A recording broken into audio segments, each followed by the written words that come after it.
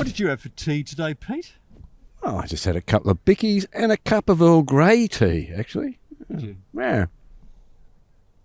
Why do you ask? Well, you might not know that your tea bag could have come with a side dish of microplastics. They're bloody everywhere, aren't they, these microplastics? That's right, Pete. They can be tough to avoid completely, but luckily, Mindaroo has created a helpful ebook so that you can be more conscious of what's going into your body and how it's affecting your health. Yes, it's especially important if you've got young children. So check out the free guide at mindaroo.org/ebook. Cricket et al. It's a website. It's a podcast. Pete, it's a way of life.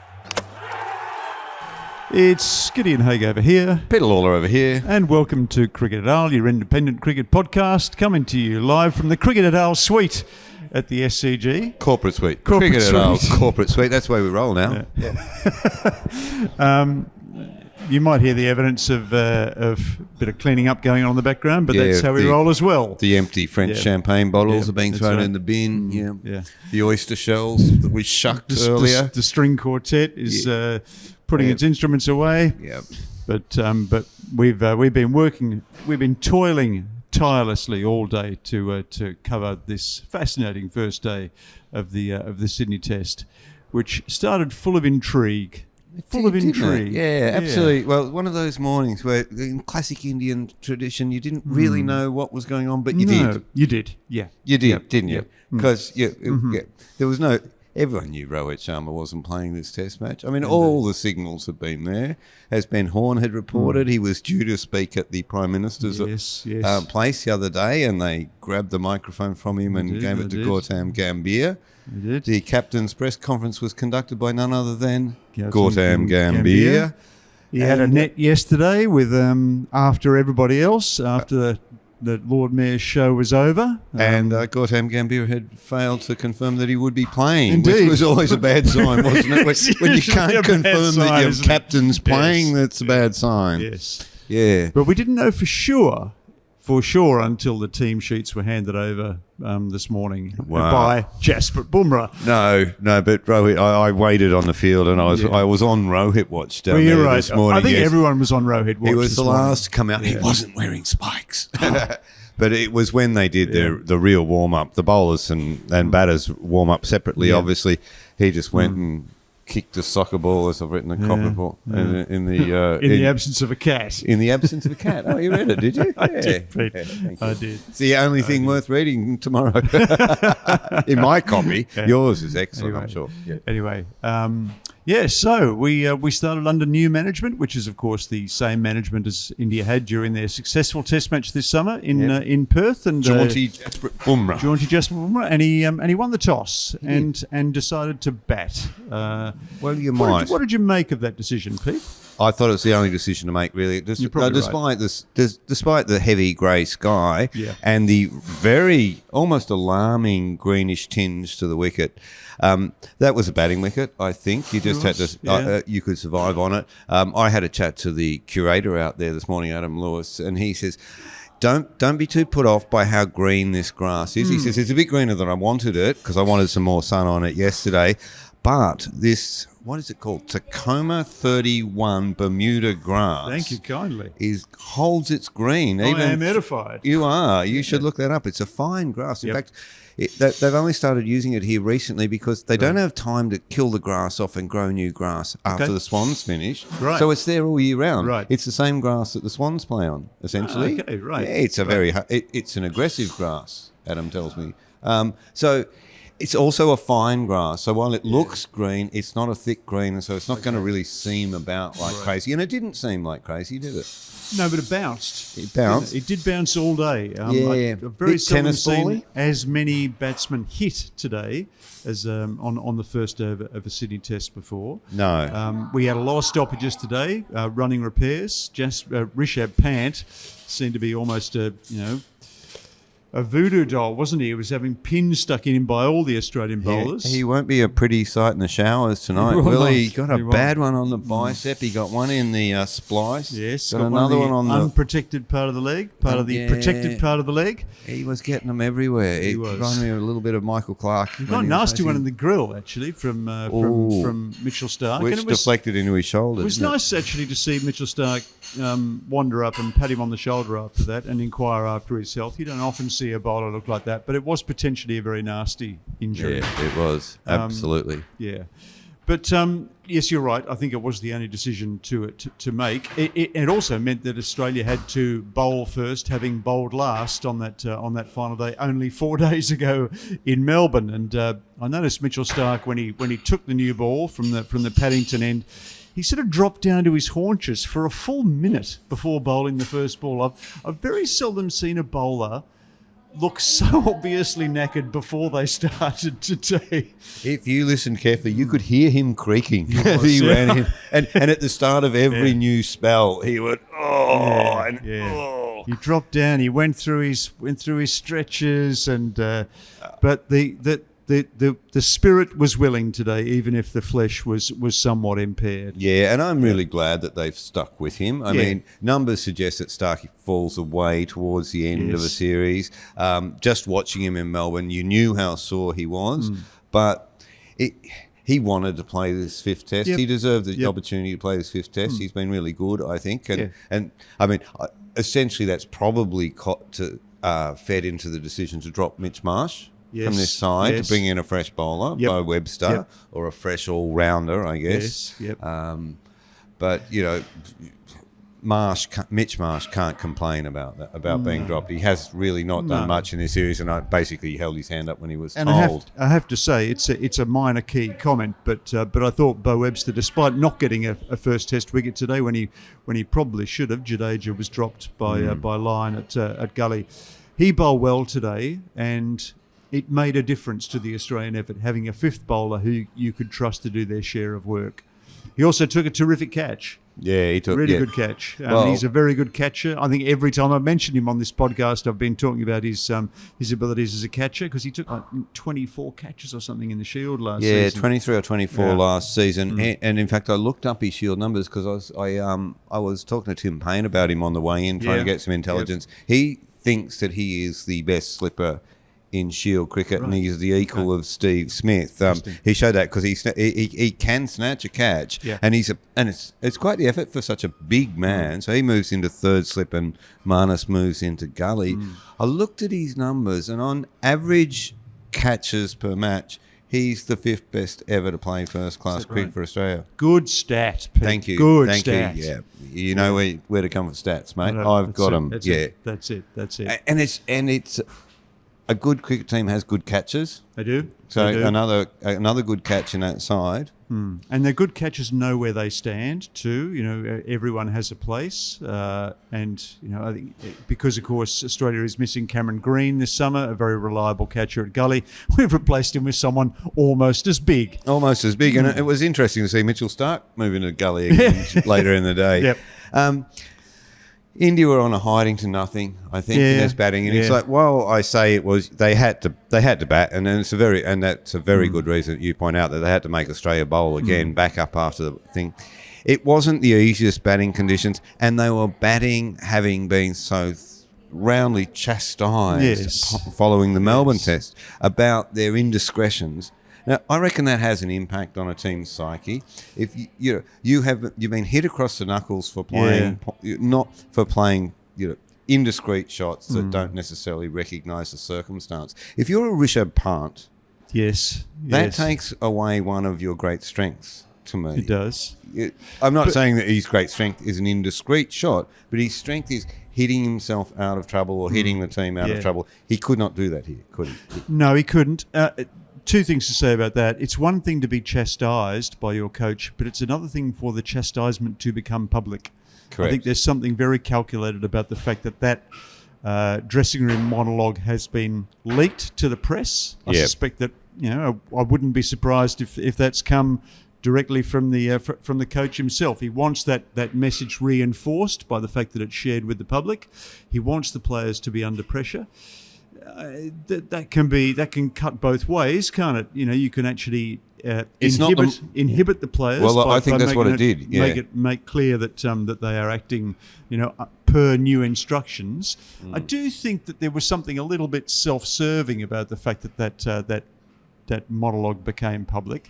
It's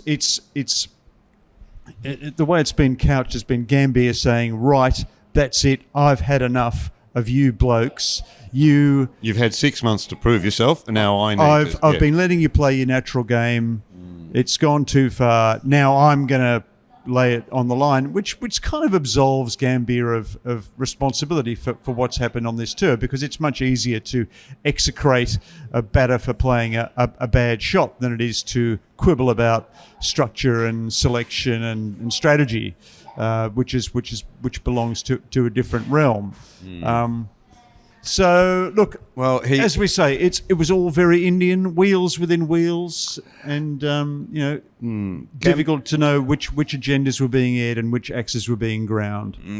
Gambier has one sort of play left, and it's good for him that Rohit Sharma isn't performing well. Yes. So the captain can take the blame for the performance, not the coach, and the captain doesn't deserve his place in the side at the moment. And 5, I think, of the last 6 games he's captained have the other side has won.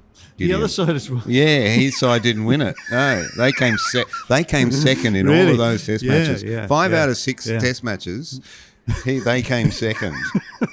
I reckon Daylight finished second in that last test match. Yeah. And you watch Kohli today too. He's fighting a battle against himself more than against the chastisements of the coaches. But it seemed like a hesitant batting performance from India, and in a situation where maybe freeing your arms would have been a better option. Then I look over your shoulder now, and Scott Boland's still bowling, bowling. There's no chance of freeing your arms against him when he's in a mood like that on a wicket like that. Gee, bowled well. He was. This was a pitch that was perfectly suited to his methods, which are, just basically to hit the same spot or the same sort of handkerchief-sized area on the pitch over and over again. Bowling, and against bowlers against batters who, their thoughts are divided. They're thinking about the last ball and the next ball and the next over and what the coach might say to them. He definitely preyed on that uncertainty. So he got 4 wickets here. He was on a hat trick. He did. He picked it. Well, he was almost on a hat trick earlier, wasn't he? Because he's picked up Jaiswal and Kohli the next ball. But subsequently, Joel Wilson decided that the ball hadn't carried. What did you make of that decision, Peter? I know that we were denied one of the great sort of team catches of all time. An incredible effort by Steve Smith to get his hand under that ball and flick it up in the air. It was the slips version of what Glenn Maxwell did in the BBL the other night. Yeah. Now, Pete, we all love to see a beer snake emerging in the crowd at a cricket match, but what happens once all that plastic is discarded? Well, Gids, it all has to end up somewhere, doesn't it? And unfortunately, the research has shown that a lot of that plastic is ending up inside our bodies. That's not good. So what can we actually do about it? Well, it might not be possible to rid yourself from plastics completely, but you can start by ditching single-use plastics like plastic bottles and bags and swapping them for reusable options. I thought at first, well, it does look like it's come out and touched the grass, but the grass isn't in play in these situations. It's whether the fielder has control of that ball. Now, Smith clearly had control of that ball because to throw it up, you must be in control of it. Otherwise, it sprays out somewhere. But then is the ball not under control when the ball leaves his hand? But can a ball be out of control, in control, then out of control? But the moment where it's judged to be out of control was when it was in his hand, wasn't it? That's when Joel said that moment where he's twisted the hand around to flick it up. Yes. To be honest, I was baller. kind of grateful that the reprieve was issued, because otherwise we would have spent the whole of the day talking about umpiring rather than cricket. And there'd been a bit of pressure on the umpires box, on the third umpire over some of the decisions at the MCG. So that didn't go down. I mean, you can live with that because it wasn't critical, really, was it? No. In previous summers, a reprieve for Kohli first ball would probably have really mattered. Could potentially have been decisive, but not somehow this summer, because we are watching Kohli battle with his demons outside the off stump. That little sort of glitch in the matrix of his batting now. Yeah, well, that's not the traditional Kohli sort of dismissal outside off stump, which is usually for the cover drive, the arms aimed on the front foot. This is almost back of a length, isn't it? And he's dabbing them down, and then he follows one. It's just on that fifth stump line, not that fourth stump line. It was a beautiful piece of bowling, I think, from Scott Boland. But it was not his finest moment, Virat Kohli. Another one has been. Just looks. Well, he's not coming back here, but he is a player who's not having a great summer. 100 aside. It's funny, isn't it? I watched him walking off today, and he seems diminished by each dismissal. I can remember I always used to say about Vivian Richards that he walked off proudly, no matter what had happened to him. If he got out first ball, he'd look just as proud as if he'd scored 200. But Kohli seems smaller every time he walks off this summer. His head down, not making eye contact with anyone, sort of lost in his own thoughts. So it's an unsatisfactory sight. It's a sad exit for a great player. He has one opportunity left this summer to make a mark, and I hope he does it. But you can't see it. You couldn't make the assumption on the basis of what we've seen so far. So you're a fine judge of players exiting the field. Rishabh Pant's exit. Yes. Well, look, he changed so much discipline, just as he had in Melbourne. Yep. That come the third session. Yeah. Yep.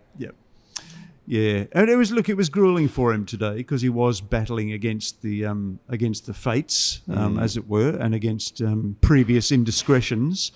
And he did his best, but he never looked like the Rishabh Pant of old. I don't remember the last two Test matches Rishabh Pant has played here. He got 159 and 97.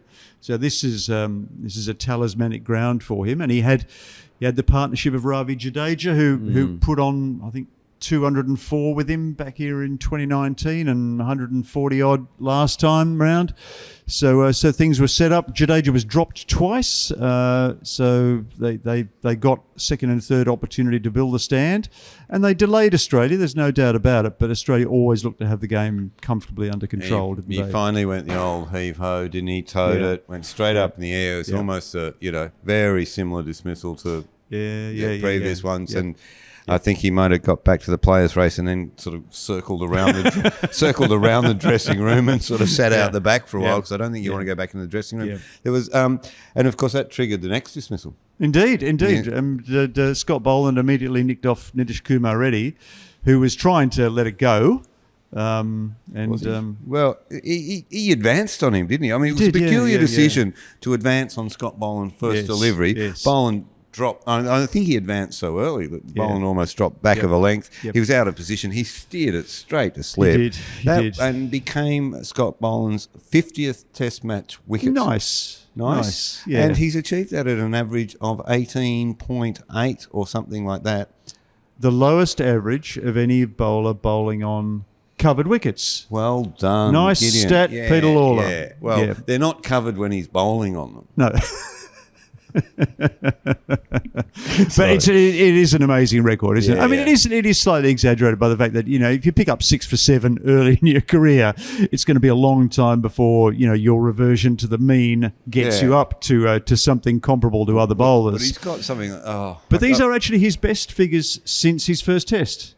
Are they really? Yeah, there you go. Yeah. I'm just going back to my copy just to find out what his figures are at the SCG. I wrote it 5 minutes ago and now I can't remember it. I think it's his SCG record is ridiculous. You just keep talking, Peter, while we're doing this. Yeah. But it's great to see him get his time in the sun. He's a reluctant celebrity.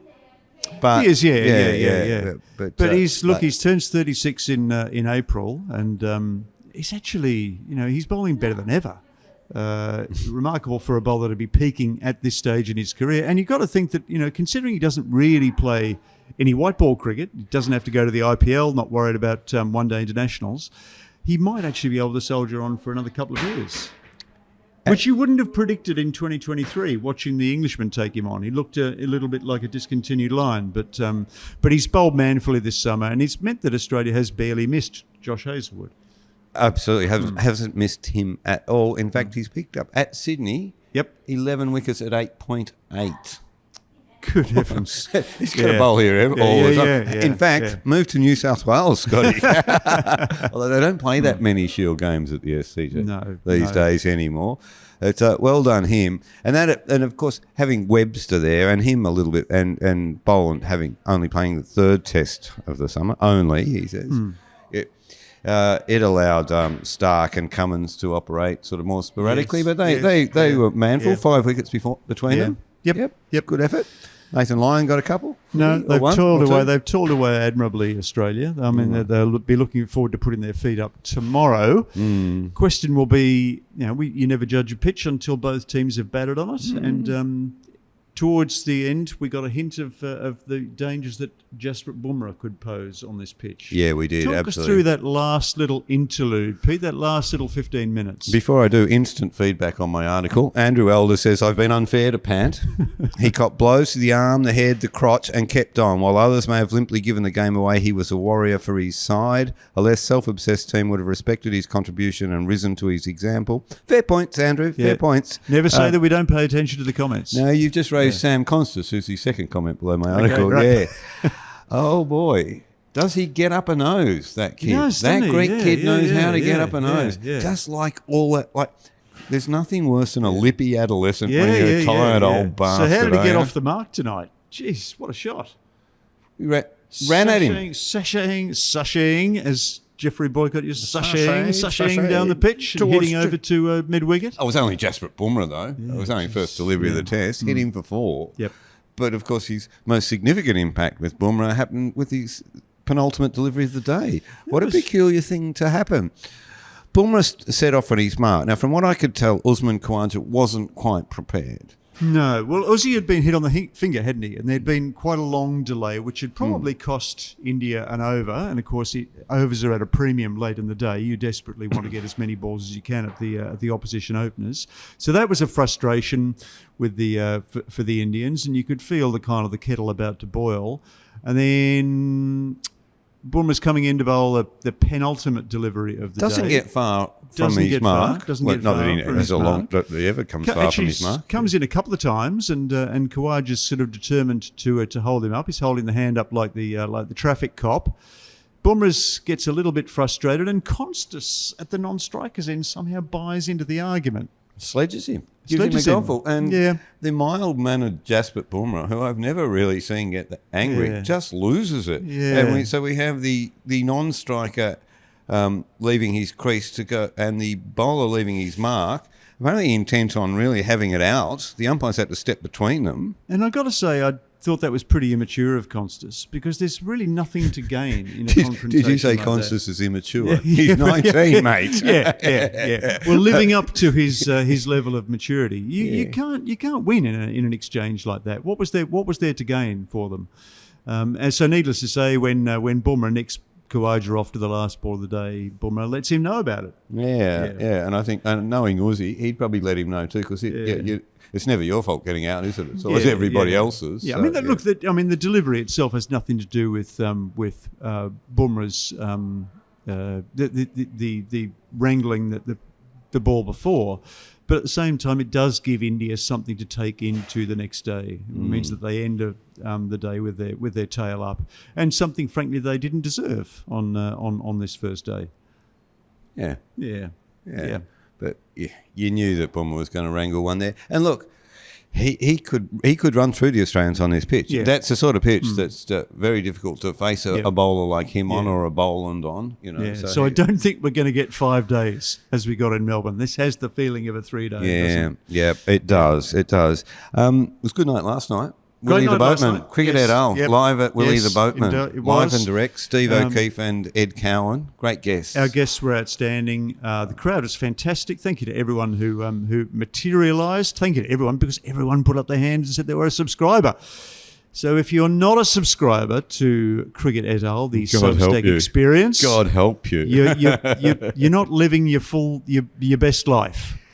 No. But thanks for everyone from the et al. Village who showed up last night in St. Peter's at the brewery. Yeah, it was nice. It's lovely to see you all. Thanks to our hosts at Willie the Boatman. And thanks especially to our guests. Is there anyone else you want? I'd just like to thank our mothers. The Academy. Yeah.